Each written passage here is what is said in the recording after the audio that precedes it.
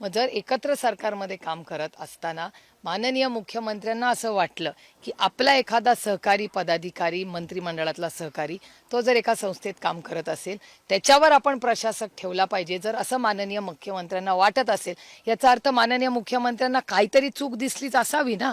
शेतकऱ्याला अधिकार आहेत, त्या शेतकऱ्याला न्याय देण्यासाठी जी काही लढाई उभी करावी लागेल ती सुप्रिया सुळे स्वतः उभी करेल. राज्याला कळेल की भ्रष्टाचार झाला का नाही झाला, आणि झाला असेल तर शिक्षा झालीच पाहिजे, आणि नसेल झाला तर 100 कोटीचा हा अब्रू नुकसानीचा दावाला 100 कोटी त्यांना मिळालेच पाहिजे. तो गोलमाल आहे ना, दाल में कुछ काला है. त्याच्याशिवाय कसं कोल्हापूरमध्येच भारतीय जनता पक्षाचा मध्येच सरकारमध्ये आहेत काही लोक त्याच्यातले, आज त्यांच्यावर प्रशासक लावलेला आहे, सरकारनीच प्रशासक लावलाय ना, म्हणजे काहीतरी गडबड आहे, कुछ तो गोलमाल आहे ना, दाल में कुछ काला है. त्याच्याशिवाय कसं.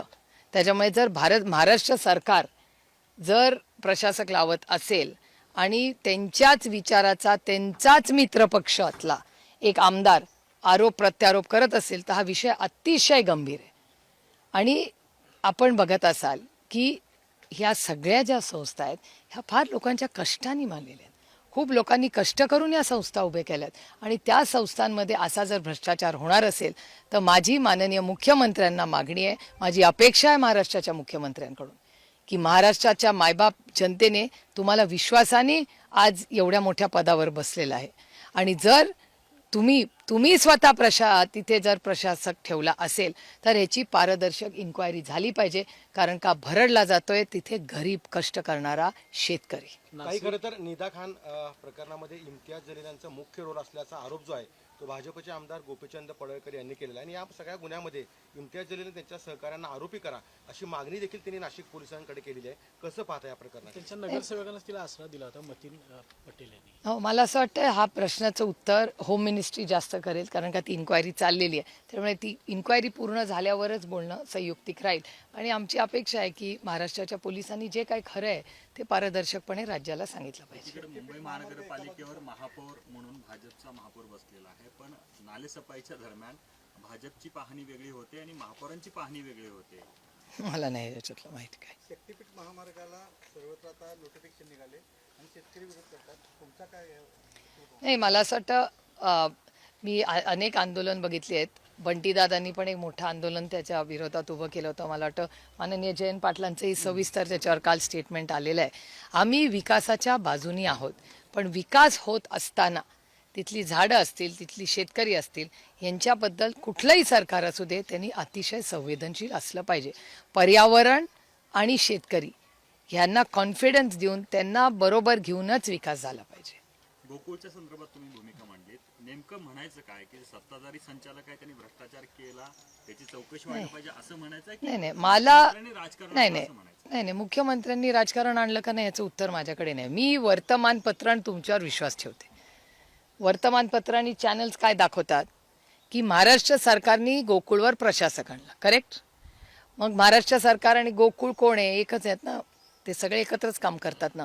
मग जर एकत्र सरकारमध्ये काम करत असताना माननीय मुख्यमंत्र्यांना असं वाटलं की आपला एखादा सहकारी पदाधिकारी मंत्रिमंडळातला सहकारी तो जर एका संस्थेत काम करत असेल त्याच्यावर आपण प्रशासक ठेवला पाहिजे, जर असं माननीय मुख्यमंत्र्यांना वाटत असेल याचा अर्थ माननीय मुख्यमंत्र्यांना काहीतरी चूक दिसलीच असावी ना, त्याच्याशिवाय प्रशासक का टाकतील? आणि याचं उत्तर आपल्याला मिळाली पाहिजेत. मग कोर्टात केस झाली, काय झालं, माझं म्हणणं आहे गोकुळ हा अतिशय चांगला ब्रँड आहे, तो जगला पाहिजे, टिकला पाहिजे. पण आमची एवढीच अपेक्षा आहे की मग जर काम चांगलं आहे तर माननीय मुख्यमंत्र्यांनी प्रशासक का आणला? माझ्यासारख्या व्यक्तीला असं वाटतं की दूध संघ हा जगला पाहिजे, टिकला पाहिजे. ह्या सशक्त लोकशाहीमध्ये सगळ्यांना काम करायचा आणि मन मोकळं करायचा अधिकार आहे, पण काम करत असताना सहकार चळवळ ही शून्यातून या महाराष्ट्राने देशाला दिली आहे. कैलासवासी यशवंतराव चव्हाणांचं खूप मोठं योगदान राहिलं, आणि त्याच्यानंतर अनेक पिढ्यांनी खूप कष्ट करून ही सहकार चळवळ जगवली, टिकवली, आणि सगळ्या आपल्या शेतकऱ्यांची मालकी ठेवून त्यांच्या पदरात 2 पैसे पडले, त्यांची मुलं शिकली, चांगल्या गोष्टी आपल्या राज्यात झाला, विकास झाला आपल्या राज्याचा. पण अशा परिस्थितीत ह्या संस्था जगल्याच पाहिजेत आणि त्यांनी चांगलंच काम केलं पाहिजे. पण असं करत असताना मग ह्या दोन्हीपैकी एकाचं काहीतरी चुकतंय ना. दोघंही एकाच मंत्रिमंडळात आहेत, मग प्रशासक चालवणं चुकीचं का प्रशासक राजकीय तुम्ही प्रश्न विचारला तो राजकीय आहे, ह्याचं उत्तर त्या दोघांनीच देऊ शकतात. त्याच्यामुळे ज्यांच्यासाठी काढून त्यांना प्रशासक ठेवला आणि ज्यांनी प्रशासकचा निर्णय घेतला, हे दोघंच याचं उत्तर देऊ शकतात. पण आमदार शिवाजी पाटील जे मुश्रीफांच्यावर आरोप करतायत ते अपक्ष असले तरी मुख्यमंत्र्यांचे अगदी निकटवर्तीय आमदार म्हणून ते आहेत आणि ज्या पद्धतीनं ते इतक्या अग्रेसिव्हपणे तो सगळा आरोप करतायत ते पाहता कुठंतरी अप्रत्यक्षपणे हसन मुश्रीफ यांना देखील अडचणीत आणण्याचा हा प्रयत्न भाजपकडून किंवा एकूणच मुख्यमंत्र्यांकडून देखील होतोय असं म्हणायचं काय मला काय सांगता येणार नाही बाबा, कारण हे बघा, मी आरोप प्रत्यारोप कधी कोणावर करत नाही. आपल्याकडे कागदपत्र असल्याशिवाय आणि आपण अभ्यास केल्याशिवाय उगाच कुणाबद्दल बोलू नये.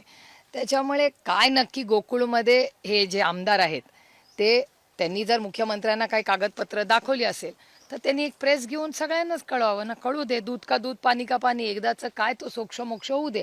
जर भ्रष्टाचार झाला असेल तर माननीय मुख्यमंत्र्यांनी त्यांना ऍक्शन दिली पाहिजे, वॉशिंग मशीन करू नये. कारण का मोदीजींनी काय सांगितलं, ना खाऊंगा ना खाणे दूंगा.